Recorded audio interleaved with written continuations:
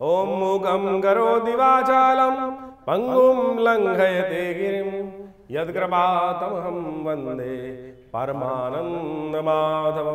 कृष्णाय वासुदेवाय हरये परमात्मने प्रणताक्लेशनाशाय गोविंदाय नमो नमः। नमस्कार, स्वागत है आपका आचार्य वाणी में। मैं आचार्य डॉक्टर विक्रमादित्य आपके साथ हूँ। आज का विषय हमारा है कुंभ राशि वालों के लिए मार्च के मध्यकाल में ग्रहों का योग किस प्रकार का बनने वाला है। देखिए, आपकी राशि के स्वामी हैं शनि महाराज, और इन दिनों शनि महाराज सूर्य के कारण से चल रहे हैं अस्त, और बहुत जल्दी पिता पुत्र एक साथ और जाने वाले हैं बृहस्पति के घर में।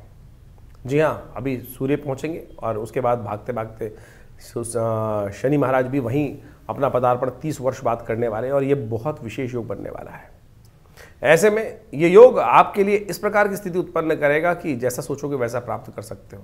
नेगेटिव तो नेगेटिव, पॉजिटिव तो पॉजिटिव। यानी कुंभ राशि वालों के लिए बड़ा विचित्र समय इस वक्त मध्यकाल आरंभ हुआ चाहता है, और इसका साफ साफ निर्देश दिखा रहा है। मन के हारे जीत हार है, मन के जीते जीत। जी, मन के हारे हार है, मन के जीते जीत। इस भाव को हमको याद कर लेना चाहिए, और आपके लिए इसी प्रकार का योग बनने वाला है। होली का उत्सव चल रहा है, और होली का उत्सव कैसे आपके जीवन में आनंद को प्रस्तुत कर सकता है, आनंद कैसे आपके जीवन में आ सकता है, और आनंद का पदार्पण किस प्रकार से आपको करना है, कष्टों से कैसे अपने आप को छुड़ाना है, ये सारे सूत्र हम इस कार्यक्रम में आपके समक्ष उपस्थित करेंगे। ग्रह नक्षत्रों के दृष्टिकोण से योगा योग की बात करें तो यदि इस वक्त जैसे बच्चों की सबसे पहले हम बात करते हैं, तो बच्चों के लिए तो ग्रह योग अच्छा चल रहा है, लेकिन जिद अननेसेसरी की ना करें। बड़ों के बात को समझते हुए कार्य करने की ज़रूरत है, तो अच्छा रहेगा आपके लिए। थोड़ा मन को डाइवर्ट ना होने दें। इस वक्त ग्रह स्थिति ऐसी है कि मन जो है वो थोड़ा सा आलस्य में हो सकता है, थोड़ी सी नींद की खलल पड़ती दिखाई दे रही है, मन कहीं ना कहीं अशांत चल रहा है।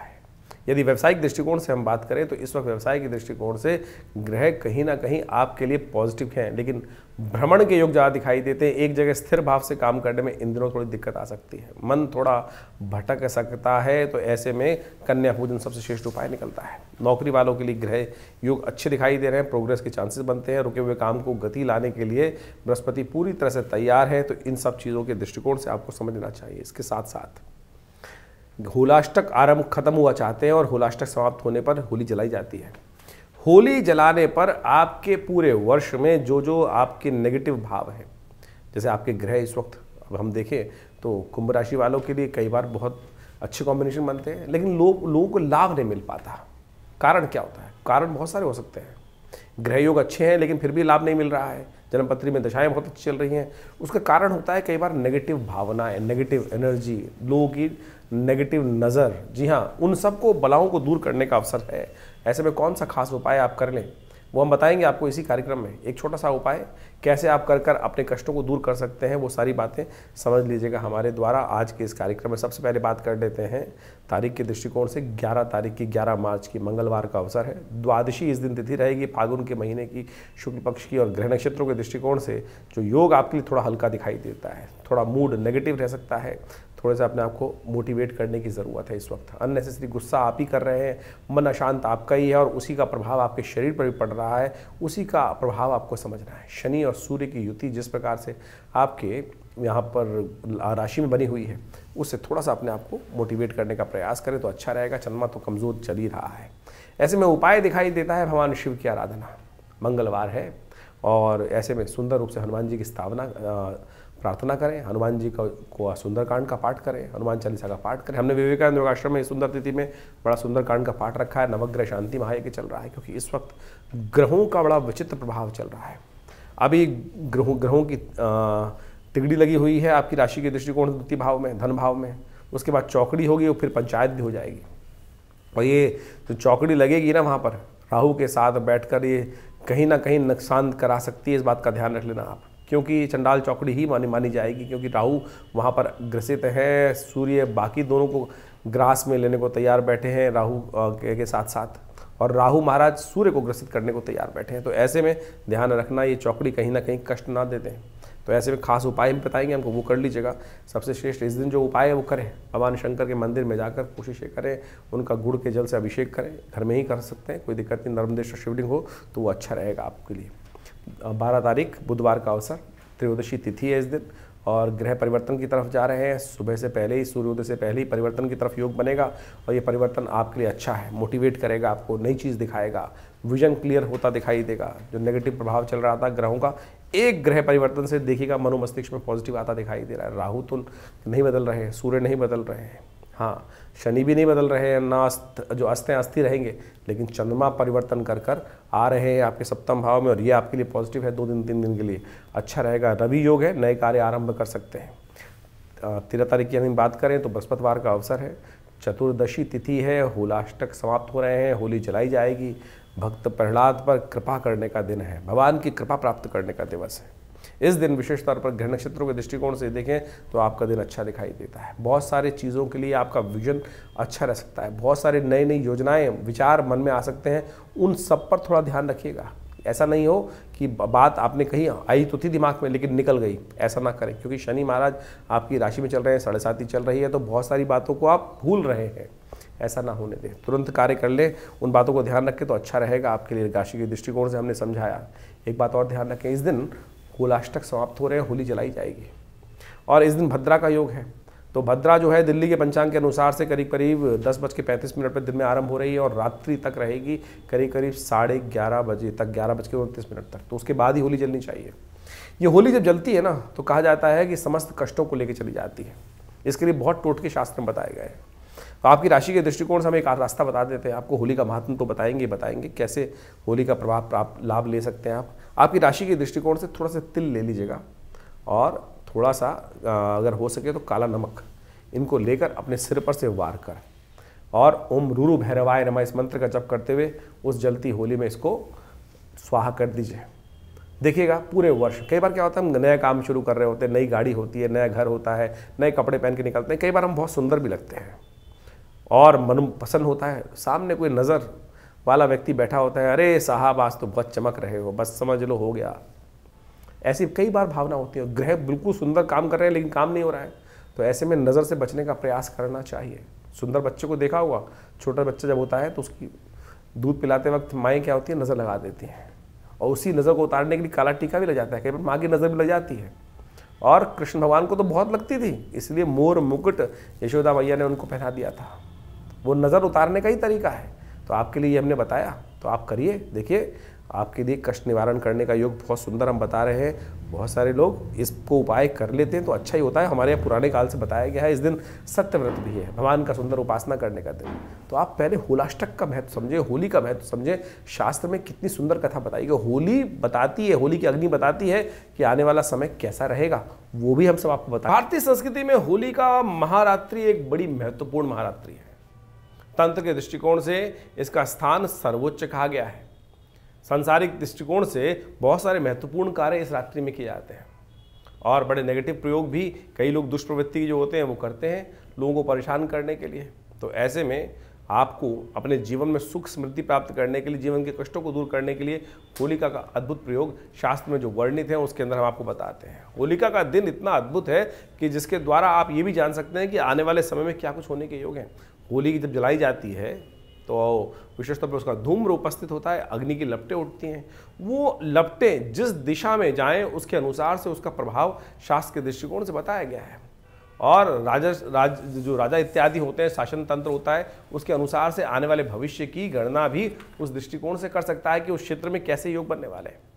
होलिका का जलने से जो धुआं है जब उठता है, कहा जाता है कि वो सीधा ऊपर जाए, तो ये बहुत बढ़िया यश वृद्धि का योग बनाता है। उस क्षेत्र के लोगों के जीवन में आगे बढ़ने के योग बनेंगे, उस क्षेत्र के राजा के जीवन में आगे बढ़ने के योग बनेंगे। अगर होलिका की अग्नि जलते वक्त दक्षिण की तरफ हवा बह रही है तो ये दिखाती है कि उस क्षेत्र में बीमारियां, जो लोग वहाँ उपस्थित हैं उनके जीवन में शारीरिक तौर पे कष्ट, दुर्घटनाओं का संकेत बनता दिखाई देता है। वहीं यदि पूर्व की तरफ हवा चल रही है और पूर्व की तरफ उसका धुआं, लपटें इत्यादि जा रही हैं तो ये दिखाती हैं कि विशेष तौर पर जीवन में आगे बढ़ने के योग बनेंगे, शांति प्राप्ति के योग बन सकते हैं, अध्यात्म में विकास होने के योग बन सकते हैं, रोजगार इत्यादि में नए उन्नति के अवसर प्राप्त होने के योग बन सकते हैं। वहीं जहाँ कहीं क्षेत्रों में यदि उत्तर की हवा बह रही है और उत्तर की तरफ हवा लपटे जा रही हैं, तो ये भी शुभ सूचक है, कल्याणकारी है और आगे बढ़ने के सुंदर सूचना को उपस्थित करती है। उस क्षेत्र में आगे आने वाले समय में समृद्धि के योग बनते दिखाई देंगे। लेकिन वही कहीं अग्नि जो है पश्चिम दिशा की तरफ जाने लगे, धुआं पश्चिम दिशा की तरफ जाने लगे, तो दिखाता है कि आगे आने वाले क्षेत्र में बीमारियां, विशेष तौर पर खाद्य क्षेत्र में जो कार्य करते हैं, खेती इत्यादि के क्षेत्र में जो लोग कार्य करते हैं, तो वो आने वाले समय में खेती संबंधी समस्याएं उत्पन्न होने के योग बन सकते हैं। विभिन्न कीटाणु जो है वो परेशान कर सकते हैं, चेपा इत्यादि विभिन्न बीमारी परेशान कर सकती है खेती करने वाले लोगों को। तो इस प्रकार से अनेक समस्याएं हमारे ऋषियों ने, माघ भट्टरी इत्यादि ने इन सब चीज़ों की सूक्ष्म दृष्टिकोण से व्यवस्था बनाकर समझकर उन सूत्रों को प्रतिपादित किया। होलिका महारात्रि हमारे यहाँ बहुत विशेष है। होलिका के अपने जीवन के कष्टों को दूर करने के लिए शास्त्र में बताया जाता है कि आप किस प्रकार से, अभी हमने आपको बताएंगे कि आपकी राशि के दृष्टिकोण से आपको क्या कर लेना चाहिए, जिससे एक छोटा सा उपाय आपके जीवन के बहुत सारे कष्टों को दूर कर दे आपकी राशि के दृष्टिकोण से। तो वो उपाय भी आप करें तो बहुत बढ़िया माना जाता है। तो इन समस्त चीज़ों को समझते हुए जीवन में आपको आगे बढ़ने का प्रयास करना चाहिए। कथाएं तो बड़ी विचित्र हैं, वो कथाएं कितनी श्रद्धा के साथ हैं कि देखिए, जो आपने बचपन से सुनी होगी कि होलिका जो थी हिरण्यकश्यप की बहन थी और वो प्रहलाद को लेकर और उस अग्नि में बैठ गई थी। कारण क्या था? कारण ये था कि अहंकार जो है वो सत्य को पहचानने नहीं देता। व्यक्तियों के जीवन में जब अहंकार हो आता है तो वही व्यक्ति जो शुभ कार्य करके उससे शक्ति प्राप्त करिए, वही अहंकारी होकर राक्षस बन जाता है और उसकी प्रवृत्तियां जो हैं वो तामसिक हो जाती हैं और वही जीवन में कष्ट उत्पन्न के योग बना देती है। तो ऐसे में परमात्मा को परमात्मा नहीं समझता। हिरण्याक्ष, हिरण्यकश्यप दो जो भाई थे, उन्होंने साधना करके ही तो भगवान के भक्त बनकर ही तो शक्ति प्राप्त करी थी। लेकिन जब शक्ति प्राप्त हो गई तो अहंकार ऐसा उत्पन्न हो गया इस उसमें संसार के अंदर रहते रहते कि नहीं, हम ही साक्षात परात्पर ब्रह्म हैं। और उनके घर में ही प्रहलाद उत्पन्न हुए, हिरण्यकश्यप के घर में ही प्रहलाद उत्पन्न हुए और उन्हीं प्रहलाद ने भगवान की अनन्य श्रद्धा भक्ति प्राप्त कर कर भगवान के भक्त होने का सुंदर श्रेय प्राप्त किया। जिनको स्वयं भगवान नरसिंह की गोद में बैठने का अवसर मिला हो।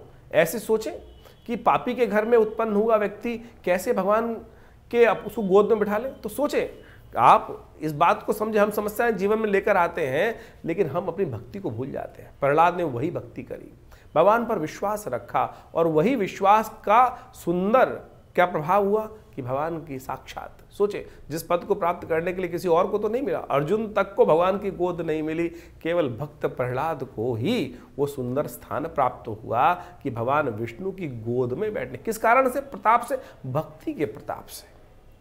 भक्ति के प्रताप से वो वहां उस गोद में अवस्थित हुआ। ये घटना कितनी सुंदर दिखाती है कि आप सोचें कि जब हिरण्यकश्यप ने जिस प्रकार से प्रहलाद को अनेक प्रकार से त्रास देने का प्रभाव उत्पन्न किया, अनेक प्रकार से त्रास दिए, कभी पहाड़ से उठा फेंका दिया, कभी हाथी के पैर से नीचे कुचलवाने का प्रयास किया, कभी विष देने का प्रयास किया, लेकिन अंत में होलिका कहती है कि मेरे पास साधना से प्राप्त हुई एक ऐसा वस्त्र है कि जिसको मैं पहन के अग्नि में बैठ जाऊँ, अग्नि जलेगी नहीं। भगवान का प्रताप है, आशीर्वाद है। लेकिन सोचे, भगवान का आशीर्वाद, प्रहलाद को लेके बैठूंगी, प्रहलाद जल जाएगा, मैं नहीं जलूंगी। और जब बैठती है उस अग्नि के अंदर, उस आग के अंदर जाके स्वयं बैठ जाती है, तो भगवान का चमत्कार देखें कि वो जो साक्षात भगवान का अमृत उसको प्राप्त था, भगवान का आशीर्वाद प्राप्त था, ब्रह्मा जी का आशीर्वाद प्राप्त था कि जिसको चद्दर को ओढ़कर वो बैठी थी, जिस मंत्र को जप करती हुई बैठी थी, उसका प्रभाव उसके लिए नेगेटिव हो गया और प्रहलाद वहां जाकर बच गए। वो साक्षात दिखाता है। और अगले दिन जब प्रहलाद बच के निकले तो लोगों ने भस्म से होली खेली। वही वास्तविक होली है। आज सिंथेटिक रंगों का उपयोग करते हुए लोग अनेक प्रकार से वो उपयोग कर लेते हैं, कोई रंग ला रहा है, कोई कुछ और ला रहा है, किस प्रकार से, लेकिन वास्तविक होली वही है जो उस भस्म से खेली जाए। तो अगले दिन सुबह जाकर जहाँ होली जलाई जाती है वहाँ टीका अवश्य उस भस्म का लगाकर अपने माथे पर अवश्य लगाना चाहिए। कहा जाता है कैसी अलाएं बलाएं हो, भगवान की कृपा से उन सबको ठीक होने का योग बन जाता है। इस बात ध्यान रखिएगा, होली जलाने का जो मुहूर्त है वो करीब करीब रात्रि में, दिल्ली के पंचांग के अनुसार से करीब रात्रि में 11:30 बजे के बाद ही बनेगा, क्योंकि करीब करीब 11:29 तक भद्रा विद्यमान रहेगी। तो इस बात का ध्यान रखना चाहिए कि 11:29 के बाद ही होली का जो भद्रा के अंतकाल होने के बाद ही होली जलाई जानी चाहिए।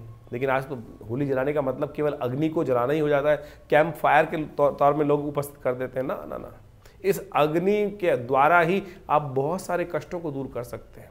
आपने अपनी राशि के अनुसार से जो उपाय आपको बताए जा रहे हैं उसके द्वारा आप कर ले वो छोटे छोटे उपाय, छोटे छोटे टोटके कि छोटी छोटी चीज़ें अग्नि में उपस्थित कर कर अपनी अलाएं बलाएं पूरे साल में किए हुए नेगेटिव जो एनर्जी है उन सबको उस यज्ञ की अग्नि में आप भस्म कर सकते हैं। अग्नि ही है तो उसमें विभिन्न तौर पे वो अग्नि जो में सामग्री उपस्थित की जाती है वो उसी प्रकार से समझाती है। इसके साथ साथ होलिका का पूजन का समय जो रहेगा वो करीब करीब सुबह 10:30 से पहले ही रहेगा, क्योंकि 10:30 बजे के आसपास से वो 10:35 पर दिल्ली के पंचांग के अनुसार से बात करें तो होलिका जो भद्रा है वो आरंभ हो जाएगा। तो होलिका का पूजन जो हो वो 10:35 से पहले पहले कर ले, और रात्रि में जब होली जले तो करीब करीब 11:29 पे भद्रा खत्म होगी दिल्ली में, और उसके बाद ही होलिका जलाने का विधान शास्त्र में बताया गया। इस बात का ध्यान रखते हुए कार्य करना चाहिए। तो कुंभ राशि वालों, आपने समझा कि देखिए होलाष्टक का कैसा महत्व है, होली का क्या प्रभाव है, तो ये आप कर लीजिए जैसा हमने आपको बताया था, तो वो उपाय जरूर कीजिएगा। पुनः आपको याद दिलवा देते हैं कि जिस दिन होली चले तो उस दिन थोड़ा सा अपने हाथ में तिल लेकर, काले तिल लेकर, और उसमें थोड़ा सा नमक डालकर अपने सिर पर से वार कर, काला नमक ही यदि डेली वाला लें तो बहुत अच्छा रहेगा, अपने सिर पर से वार कर उस अग्नि में रुरु भैरवाय नमः इस मंत्र का जप करते हुए समर्पित कर दीजिएगा। बहुत सारे लोग बाहर रहते हैं, बोलते हैं हमारे यहाँ होली जलती नहीं, तो चिंता ना करें, कोई बात नहीं। होली नहीं जलती है तो उसके लिए रास्ता है ना, तो आप घर से कहीं बाहर चले जाएं और एक कपड़े कागज़ को थोड़ा सा आग लगाकर उसके ऊपर अपने सिर से वार कर जला दीजिए। बहुत सारे लोग भ्रांति रहती है, कई बार टोटका करने के नाम पर घर में ही गैस जला के ये उपाय कर देते हैं। ऐसा मत कीजिएगा, वो नज़र घर में ही रह जाएगी, नेगेटिव एनर्जी घर में ही रह जाएगी, समाप्त करने का तरीका नहीं बचेगा। तो पहले तो ये ज़माना क्या होता था, घर से बाहर चौक पे जाके होली जलाई जाती थी कि हमारे क्षेत्र से भी वो नज़र इत्यादि बलाएं सब दूर हो जाएं। तो इस बात का ध्यान रखना चाहिए, तो करेंगे तो अच्छा होगा, कष्ट दूर होने के योग बन जाएंगे। बात कर लेते हैं 14 तारीख की, शुक्रवार का अवसर, पूर्णिमा तिथि है, बड़े सुंदर दिन, होली का सुंदर पर्व आ रहा है। आनंद से होली मनाएं, बहुत बहुत शुभकामना आपके लिए। ये होली आपके लिए समस्त कष्टों को दूर करने वाला योग बनाए। और आपकी राशि के दृष्टिकोण से यदि हम देखें तो इस दिन बहुत महत्वपूर्ण योग बन रहा है। गजकेसरी योग का निर्माण हो रहा है। बृहस्पति बहुत सुंदर भाव में बैठकर चंद्रमा पर पूरी दृष्टि डाल रहे हैं। ये आपके लिए कहीं ना कहीं कल्याणकारी योग बना सकता है, अच्छा योग बना सकता है। इसका लाभ आपको मिलेगा। 2-3 दिन के लिए योग बना हुआ है, आपके लिए शुभ रहेगा। इस दिन सूर्य भी परिवर्तन का योग बना रहे हैं। सूर्य भी अपनी राशि को, अपने लग्न, अपने आपके राशि को छोड़कर जाने वाले हैं द्वितीय भाव में और उच्चाभिलाषी हो जाएंगे। और ये उच्चाभिलाषी सूर्य बृहस्पति के घर में जाकर जो कर्मास आरंभ कहते हैं ना, उससे आपके लिए नेगेटिव नहीं, आपके लिए बहुत पॉजिटिव योग बनाने वाले हैं। हाँ बिल्कुल, एक समस्या है कि सूर्य राहु के साथ ग्रसित हो जाएंगे तो जितना लाभ होना चाहिए वो नहीं दे पाएगा। तो ऐसे में राहु का उपचार लगातार आपको करने की ज़रूरत है। ध्यान रखिएगा, ये सूर्य मीन राशि में जो परिवर्तन करने का योग बना रहे हैं, आपकी राशि कुंभ राशि से द्वितीय भाव में जाने का योग बना रहे हैं, ये शुभ होते हुए भी राहु के कारण से अशुभ हो रहा है। ऐसे में नित्य प्रति कुछ खास उपाय करने की ज़रूरत है। एक तो हो सके तो आपके लिए एक उपाय हम बता रहे हैं, कभी कभी मूली का दान, हर रविवार के रविवार इस हफ्ते मूली का दान कर दीजिएगा। एक काम और करें, भगवान सूर्य को थोड़े से काले तिल डालकर अर्घ दें तो आपके लिए अच्छा रहेगा। नित्य प्रति अर्घ देने का प्रयास कीजिए। इस वक्त सूर्य के कारण से यहाँ जो चौकड़ी लगने वाली है ग्रहों की, सूर्य पदार्पण करने से चौकड़ी बन जाएगी, द्वितीय भाव में चौकड़ी हो जाएगी। राहु, साथ में सूर्य, और साथ में वहाँ पर बुध और शुक्र चली रहे, और शनि भी बहुत जल्दी आने वाले हैं वहाँ पर, तो पंचायत भी लगेगी ग्रहों की। और जब बहुत सारे ग्रहों की पंचायत हो जाती है तो क्या होता है, cutter cutter cutter cut cut cut होने लगती है, खड़कने लगते हैं बर्तन।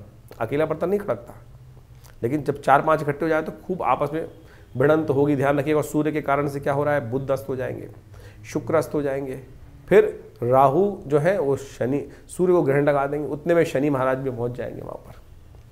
और पिता पुत्र की तो कितनी स्थिति है समझ लें। और वो भी जाएंगे अपने गुरु के घर में, जिनके साथ उनका 36 का आंकड़ा वैसे है, तो और राहु का बृहस्पति के साथ 36 का आंकड़ा है। तो ये स्थिति जो है ना, धन भाव में, परिवार में, कुटुंब में आपके लिए कहीं ना कहीं कुट होने के योग दिखाई देते हैं। तो ऐसे में लगातार उपाय करने की जरूरत पड़ेगी। तो कुछ खास उपाय आपको बता रहे हैं, वो अवश्य कीजिएगा। जो उपाय बताएं, भगवान सूर्य को नित्य प्रति जल दें, कभी कभी मूली का दान कर दें, तो ये अच्छा उपाय है। 7:30 चली रही है तो हनुमान जी को प्रसन्न करने के लिए उपाय करते रहें। इस दिन होली है। होली के दिन मन भाव को पवित्र करने के लिए हनुमान, आपकी राशि के दृष्टिकोण से सबसे पहले प्रश्न उठता है कि होली कैसे खेलें। तो होली खेलिए आनंद से। होली आनंद का पर्व है और रंग जो उड़ता है महारंग का पर्व है। ऐसे में आपकी राशि के दृष्टिकोण से सबसे अच्छा ये रहेगा कि आप सबसे पहले भगवान से होली खेलें ना। होली खेल रहे नंद गोपाला, तो उनके भगवान कृष्ण के साथ, सुंदर राम जी के साथ, भगवान शंकर के साथ, उन सब का अभिषेक जल में तिल डालकर उनके द्वारा भगवान का अभिषेक करें। तिल कोई अपवित्र चीज़ नहीं है। तिल भगवान कृष्ण भगवान विष्णु की त्वचा से उत्पन्न हुआ है। तो तिल को नेगेटिव भाव मत रखा। शनि के साथ जोड़ देते हैं तिल, तो बहुत सारे लोग कहते हैं पता नहीं, कथा नहीं पता है, पता होती है तो पुराण के अंदर कथा आई है कि भगवान विष्णु की त्वचा से उत्पन्न हुआ है तिल, तो पवित्र माना जाता है, बहुत सुंदर। चावल के अभाव में तिल का ही प्रयोग किया जाता है। समस्त पूजन सामग्री में तिल के द्वारा ही यज्ञ किया जाता है। तो तिल का सुंदर उपयोग आपकी राशि के दृष्टिकोण से जो बन रहा है बड़ा श्रेष्ठ रहेगा। तो जल में तिल डालकर, गंगा जल में तिल डालकर उसका भगवान का अभिषेक करें, भगवान का सुंदर रूप से पूजन करें, उसके बाद उसी जल से स्वयं को स्नान कराएं। सुंदर योग है। तो ऐसे में आनंद भाव से आपके लिए कष्टों को दूर करने का योग अवश्य बनेगा। आपके ग्रह नक्षत्रों के दृष्टिकोण से इस बात को हमने समझाया, तो अवश्य कार्य करें, अच्छा रहेगा आपके लिए। एक बात और ध्यान रखें, इस दिन एक व्रत होता है, अशोक व्रत। हम सब आज की तारीख में जिंदगी में जो जी रहे हैं, स्ट्रेस में जी रहे हैं, एंजाइटी में जी रहे हैं, वरीज में जी रहे हैं। अशोक व्रत शोक को शमन करने वाला है। होली खेलते हैं ना आप, होली का ही रूप है। विष्णु धर्मोत्तर प्राण एक ग्रंथ है, उसके अंदर लिखा है कि इस दिन पानी में मिट्टी घोलकर उससे स्नान करना चाहिए। हमारे गांव के बहुत सारे लोग करते हैं, और आज की तारीख में हम सूट बूट पहनने वाले लोग कहते हैं अरे गांव वाले तो अनसिविलाइज्ड हैं। शास्त्र पढ़िए। हमने दिल्ली में विवेकानंद हॉस्पिटल, एक हॉस्पिटल खोला है, वहाँ पर खुद BNYS डॉक्टर हैं हम, और आप समझें वहाँ पर मृतिका चिकित्सा की जाती है। एंजाइटी के पेशेंट आते हैं, स्किन डिसीज़ के बहुत सारे पेशेंट्स आते हैं, उनको हम खूब अच्छे से मिट्टी का लेप लगाकर धूप में बैठाते हैं, अशोक के पेड़ के नीचे बैठाते हैं। अशोक व्रत सुंदर व्रत है, इस दिन किया जाता है, और नेचुरली इसीलिए से वो मिट्टी के साथ, राख के साथ, भस्म के साथ होली जो खेलने की परंपरा है गलत नहीं है। तो आनंद भाव से होली खेलने से एंजाइटी दूर होती है, स्ट्रेस दूर होता है। अशोक व्रत पूर्णिमा के दिन, फागुन शुक्ल पक्ष पूर्णिमा के दिन ही किया जाता है। तो अब इसको करेंगे तो लाभ होगा, कष्ट दूर होने के योग बनेंगे, इसलिए आनंद से होली खेलें। 15 तारीख शनिवार का अवसर, चैत्र की प्रतिपदा तिथि है, और इस दिन ग्रह परिवर्तन की तरफ जा रहे हैं। इस दिन बुध जो है वक्र स्थिति में हो जाएंगे। बुध का वक्री होना और बहुत जल्दी सूर्य के सन्निकट चला जाना आपके लिए थोड़ा भारी हो सकता है। सही समय पर सही बुद्धि के से जो उपयोग होना है, वो सही जो चाल चलनी है, सही चीज़ को मैनेज करना है, वो आपके हाथ से दूर होती चली जाएंगी स्थितियाँ। ध्यान रखने की ज़रूरत है। बुध को थोड़ी शक्ति दीजिएगा। शनि महाराज वैसे ही अस्त चल रहे हैं, बुध भी वक्री हो गए, फिर अस्त हो जाएंगे, शुक्र भी अस्त होने वाले हैं। कई ग्रह अस्त होने के योग हैं, और ये विश्व में कहीं ना कहीं अशांति का वातावरण बना सकता है, परिवार में कहीं ना कहीं अशांति का वातावरण दे सकता है। तो ऐसे में गणेश जी का सुंदर स्तवन करें, हो सके तो गणेश जी का पूजन करें, तो आपके लिए कहीं ना कहीं वो कष्टों को निवारण करने का योग बन सकता है। गाय के लिए पालक डालें, ये अच्छा रहेगा आपके लिए। 16 तारीख रविवार का अवसर, द्वितीया तिथि है इस दिन, और राहु भी महाराज अब वक्र गति जो चलती है इनकी, उससे बात करते करते पूरा भाद्रपद बृहस्पति के नक्षत्र में ही वक्र भाव से पहुँचते पहुँचते चतुर्थ चरण में पहुँचने वाले हैं। और चतुर्थ चरण में पहुंचने से क्या होगा, राहु का कहीं ना कहीं जो प्रभाव है बृहस्पति के घर में बैठकर, बृहस्पति के नक्षत्र में बैठकर, वो आपके कहीं ना कहीं कार्यों में विघ्न उपस्थित करने के योग बनाएगा। और आपको पता ही है कि जिस प्रकार साढ़े साथी चलते हुए राहु ने भी अपना नेगेटिव प्रभाव उत्पन्न कर रखा है। तो ऐसे में आखिरी जो टाइम है राहु का, उसका उपचार करने की ज़रूरत है। ओम भ्रांग भ्रींग भ्रौंग है राहवे नमः, इस मंत्र का नित्य प्रति जप करें कम से कम 108 बार, बहुत ज़रूरी है। नहीं तो ये बेकार के चक्करों में फंसाएगा, टाइम खराब करेगा और भ्रमण कराता रहेगा, एक जगह स्थिर नहीं होने देगा। सर्वार्थ सिद्ध योग बन गया है। नया कार्य आरंभ करना हो तो इस दिन कर सकते हैं। हमने विवेकानंद योगाश्रम में इस दिन नवग्रह शांति महायज्ञ रखा है। आप सब लोग सुबह 8 बजे से लेकर करीब करीब 10 बजे तक यज्ञ चलता है, भंडारा होता है, उसमें आ सकते हैं। आश्रम की तरफ से इन होने वाले कार्यक्रमों में कोई फीस नहीं ली जाती है, आप स्वयं आके बैठ सकते हैं। हाँ, अगर आप किसी को बैठाना चाहते हैं, कोई अपना प्रतिनिधि पंडित के तौर पर ब्राह्मण जी को बैठाना चाहते हैं, तो उसके लिए ज़रूर उनकी दक्षिणा लगती है, लेकिन आप स्वयं बैठेंगे। आश्रम में सामग्री भी सुंदर व्यवस्था आश्रम ही करता है। 17 तारीख सोमवार का अवसर, तृतीया तिथि इस दिन विद्यमान है। ग्रह नक्षत्रों के दृष्टिकोण से योग बना है जो आपके लिए, वो आपको समझ लेना चाहिए। इस दिन बुध अस्त होने जा रहे हैं, अभी वक्री हुए थे और अस्त होने जा रहे हैं। ये थोड़ा सा आपके लिए और नेगेटिव हो सकता है समय, विचारों को ठीक करने की ज़रूरत है। शनि अस्त और साथ साथ वो जो साढ़े साथी का प्रभाव, और ऐसे में बुध का भी अस्त होना, और ऐसे में बुध इस दिन चतुर्थी है। तो कोशिश करें गणेश जी को सुंदर पीले पुष्प अर्पित करें, वो आपके लिए अच्छा रहेगा। और ग्रह नक्षत्रों के दृष्टिकोण से जो परिवर्तन का काल बन रहा है, वो कहीं ना कहीं आपके लिए धर्म की तरफ जाता दिखाई दे रहा है। चंद्रमा जो परिवर्तन हो रहे हैं सुबह 1 बजे के आसपास, वो आपके धर्म भाव में ले जा रहे हैं आपको, और धर्म रीति रख के आप अपने कष्टों को दूर करने का योग बना सकते हैं। इसलिए धर्म से दूर मत भागिएगा। भद्रा है इस दिन, पूरे दिन रहेगी, रात्रि में 7 बजे तक रहेगी, तो नए कार्यों में हाथ डालने से बचना चाहिए। ग्रह नक्षत्रों के दृष्टिकोण समझे 18 तारीख मंगलवार का अवसर, चतुर्थी तिथि इस दिन विद्यमान है, अंगारक चतुर्थी का योग बन गया है। मंगल बहुत जल्दी नीच के होने वाले हैं। मंगल जब नीच के होंगे तो कमजोर स्थिति में आ जाएंगे आपकी राशि के दृष्टिकोण से। एक तो 7.5, फिर मंगल महाराज पूरे अप्रैल, पूरे मई, जून तक कमजोर अवस्था में चलेंगे।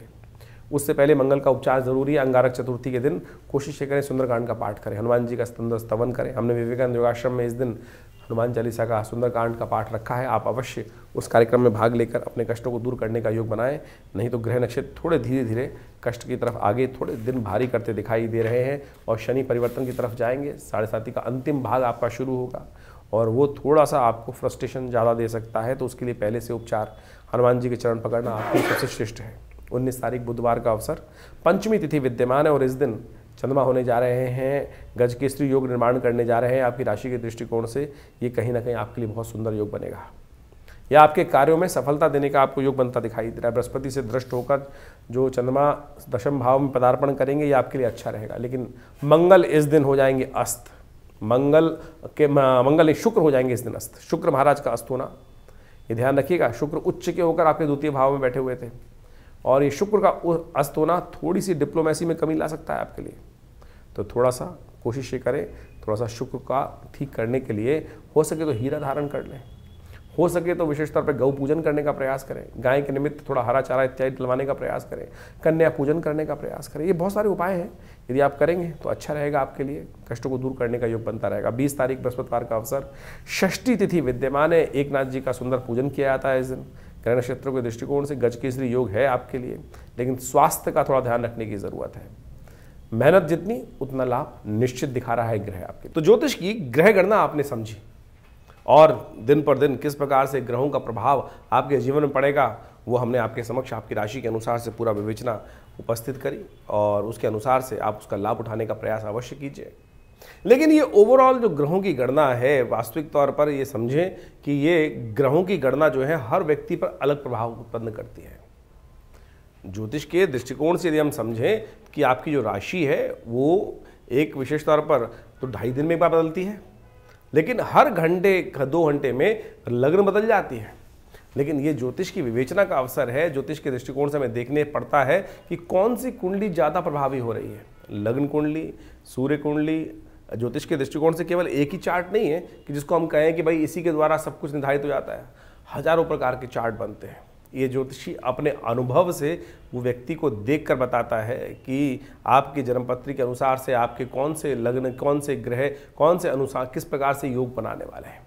चाहे वो आत्मकारक ग्रह कौन सा है आपकी कुंडली में, अमात्य कारक ग्रह कौन सा है, कारकांश ग्रह किस प्रकार से कारक ग्रह कर रहा है, लग्न पद, उपपद, यानी ज्योतिष के अंदर माइन्यूटली अगर डिस्कस करने का हम प्रयास करें तो इतना ज़्यादा वृहद वर्णन ज्योतिष का शास्त्रों के अंतर से किया गया है। लेकिन हम जो जनरल तौर पर हम बात कर रहे होते हैं तो हमको केवल एक ही जन्मांगम चार्ट ही दिखता है, लेकिन उसके अनुसार से चंद्र कुंडली साइड में बनी होती है जिसको राशि के अनुसार से बनाया जाता है और राशि के अनुसार से हम आपके समक्ष वार्तालाप उपस्थित करते हैं। तो आपकी लग्न कौन सी है, आपकी राशि कौन सी है, उसके अनुसार से यदि आप दोनों चीज़ों को समझते हुए कार्य करेंगे तो आपको बिल्कुल सही रूप समझ में आ जाएगा कि आपके जीवन में घटनाएं, कम से कम गोचर के दृष्टिकोण से तो आप समझ ही सकते हैं। गोचर का मतलब है आज की तारीख में ग्रह कहाँ किस प्रकार से चल रहे हैं और वो हम उनको राशि के अनुसार से बांटकर, लग्न के अनुसार से बांटकर हम प्रत्यक्ष रूप से समझ सकते हैं कि गणनाएं किस प्रकार से जा रही हैं। फिर ये एक अलग विषय बन जाता है कि आपकी कुंडली में कौन से योग हैं, आपकी कुंडली में दशाएं किस प्रकार की हैं, आपकी कुंडली में जो ग्रहों की अवस्था है वो कितने ताकत में बैठी हैं या निस्तेज होकर बैठे हैं, जो ग्रह बैठे हुए हैं उनका प्रभाव कितना होगा। व्यक्ति अच्छा हट्टा कट्टा दिखाई दे रहा है, क्या वास्तविक तौर पे उसके अंदर वो ग्रह में ताकत है। आपका ग्रह उच्च का दिख रहा है लेकिन नवांश में जाकर कमजोर हो गया, शीर्णस्थ हो गया, या कुंडली में ताकत में ग्रह नहीं दिख रहा है लेकिन नवांश में जाकर षोडश वर्ग के अंदर जाकर अच्छे से ताकत में आ गया है, तो वो ग्रहों की स्थिति को पूरी तरह से बदल सकता है। फिर ग्रहों की स्थिति ये भी समझने की आवश्यकता है कि किस अवस्था में वो ग्रह हैं, आपकी जन्मपत्री में जो ग्रह है। एक बड़ा विशेष विवेचना है वो हम आपके समक्ष उपस्थित करते हैं। हमारे पिताजी के पास एक बहुत कभी कभी ऐसे केस आते हैं।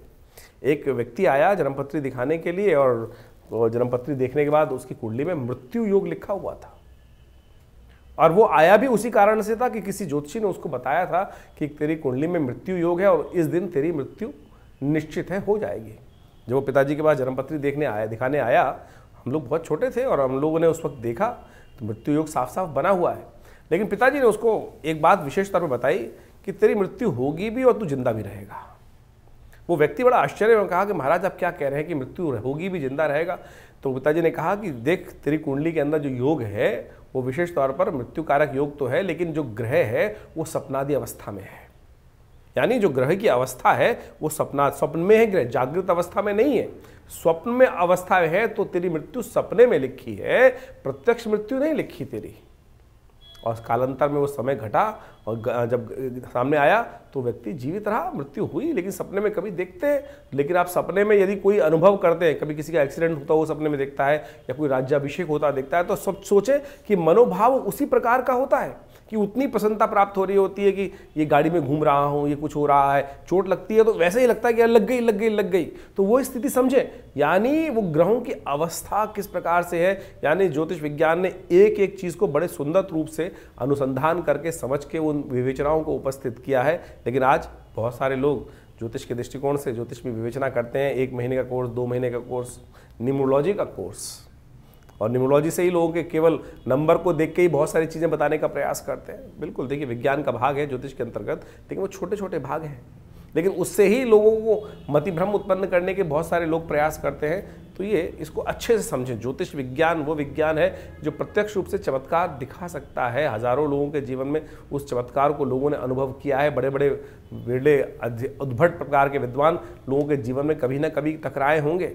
तो इसलिए ज्योतिष का विज्ञान को अच्छे से समझते हुए कार्य करने का प्रयास करें। ये हमने जो विवेचना ग्रहों की गणना आपके समक्ष उपस्थित करी, तो ये इस प्रकार से है कि आप उसके चीज़ों को समझकर अभी जो ग्रहों की स्थिति चल रही है इस वक्त ओवरऑल, तो आपने डेट वाइज तो समझा, लेकिन जो ये मार्च का मध्यकाल है ये बहुत विशेष रख रहा है संबंध।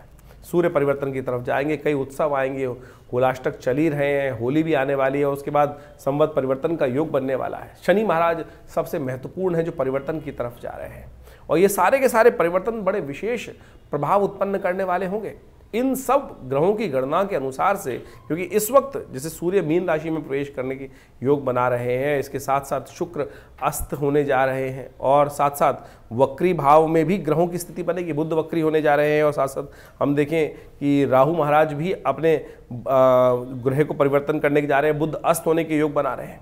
और साथ साथ इन सब परिवर्तनों का प्रभाव बड़ा महत्वपूर्ण पड़ता है, इन सबको अच्छे से समझने की आवश्यकता है।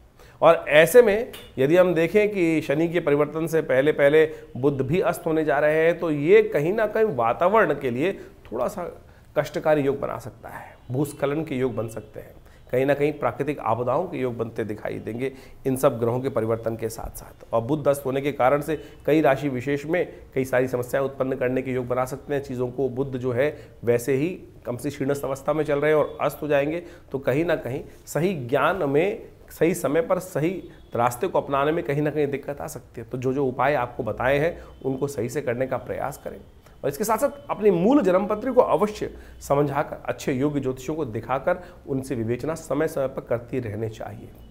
जिससे क्या होता है कि हमें काल को, समय को, हमें विशेष तौर पर समय को समझने में सहायता मिल जाती है, और समय को समझ जाते हैं तो आने वाले भविष्य को देखकर बहुत सारी चीज़ों को समझकर पूर्वाभास लेकर हम उन जीवन के कष्टों को दूर कर सकते हैं, आने वाले सुख को आनंद के साथ प्राप्त कर सकते हैं। तो इन सब चीज़ों को समय समय पर समझते रहेंगे तो अच्छा रहेगा। और तथाकथित तौर पे हम आपके साथ तो वो लगातार जुड़े ही रहते हैं। आपके साथ प्रश्नों के समाधान भी व्हाट्सएप के माध्यम से आप जुड़ सकते हैं। और अब तो हमने एक विशेष व्यवस्था बनाई है कि आश्रम पर हर पहले रविवार को एक विशेष तौर पर सेशन रखते हैं कि जिसके अंदर लोग आकर प्रत्यक्ष मिलना चाहते हैं तो मिल सकते हैं।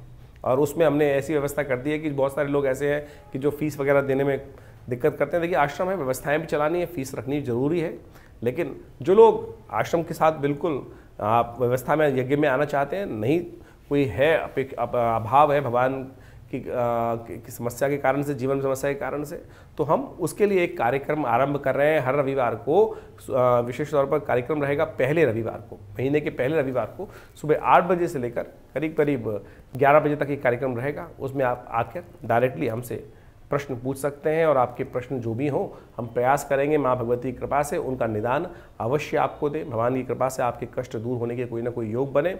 और हमारा संस्थान दिल्ली में विवेकानंद योगाश्रम है, आप वहाँ पर आकर स्वयं मिल सकते हैं। हाँ, फ़ोन पे बहुत सारे लोग बात करना चाहते हैं। देखिए फ़ोन पे तो बात करनी इतने सारे लोगों से बड़ी मुश्किल होती है। बहुत सारे टीवी चैनल्स वगैरह पे लगातार बहुत सारे कार्यक्रम और जुड़े रहते हैं, तो इतनी ज़्यादा फ़ोन पे बात नहीं हो पाती है। तो आप कोशिश ये करें स्वयं हर रविवार को विवेकानंद योगाश्रम दिल्ली जमुना पार लक्ष्मी नगर क्षेत्र में, ये बहुत बड़ा पुराना आश्रम है और हमारे पिता आचार्य श्री केशव देव जी के द्वारा स्थापित किया गया ये शोध संस्थान। यहाँ नित्य प्रति 8 घंटे करीब यज्ञ होता है। आप उसमें आए, आप देखिएगा। अब माँ भगवती के कृपा से बहुत सारे कष्ट दूर होने के योग बनेंगे। माँ भगवती का सुंदर शिव विग्रह जो मुल्तान से 1947 में आया वो भी यहाँ प्रतिष्ठित है। यज्ञ में भी भाग ले सकते हैं। भंडारे की सुंदर व्यवस्था रहती है, गौशाला है, सबके आप लाभ लें। आपके जीवन में कल्याण होगा, परिवर्तन का योग बनेगा। माँ भगवती कृपा से कष्ट दूर होंगे। धन्यवाद।